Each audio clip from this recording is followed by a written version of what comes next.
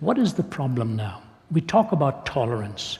So when I was at one of the prestigious universities, somebody went to the microphone and asked this question. And I said to the person, I said, I will be glad to answer your question if you will first answer mine. What kind of a culture are we living in? You have to define it for me. I said, as far as I know, there are three cultures in relation to absolute.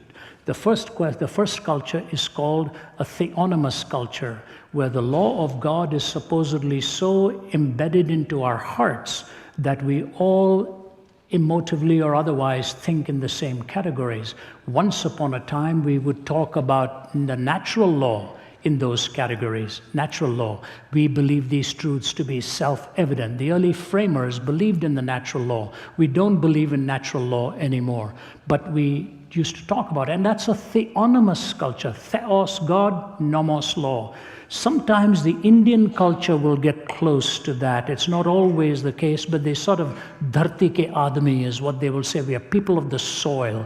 And the idea of respect for parents and all of that, they consider to be self-evident, ingrained in the heart of man and so on. But we don't believe in the Theonomos culture in the West. So what's the second kind of culture? The second kind of culture is a heteronomous culture. Heteros meaning another, nomos meaning law. So we have another law. What does that mean?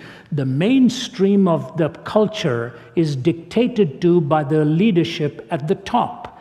If you look at Marxism in secular terms, it is a heteronomous culture. The handful in the top will control the masses. If you look at Islam, it's a heteronomous culture. If you go to Saudi Arabia or you go to Iran, which are supposed to be truly Islamic countries, the mullahs or the sheikhs or who are the ayatollahs at the top will tell the masses when they must fast, when they can eat, what they must wear, what they must not wear, who they can be seen with, who they cannot be seen with. All of the dictates, even to the discipline of how you wash your hands and feet before you worship and so on. It's a heteronomous culture.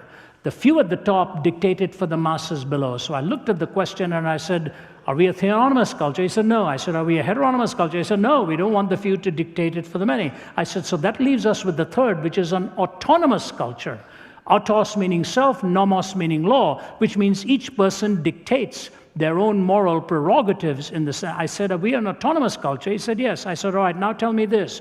If we are an autonomous culture, and I answer your question, are you going to give me the privilege of my autonomy too? Or as soon as you disagree with my answer, you will switch to a heteronomous mode and dictate for me what I must believe as well? That is the sociological dilemma. That is the sociological dilemma, because if A disagrees with B, it's not just that A is enforcing his or her principles upon B, but B wants to enforce his or her principles upon A. So there's a mutual autocracy being sought here, but it is never going to be consistent in a culture that is neither theonomous nor heteronomous. Autonomous cultures run into a conflict where everybody has their own autonomy. That's the sociological issue.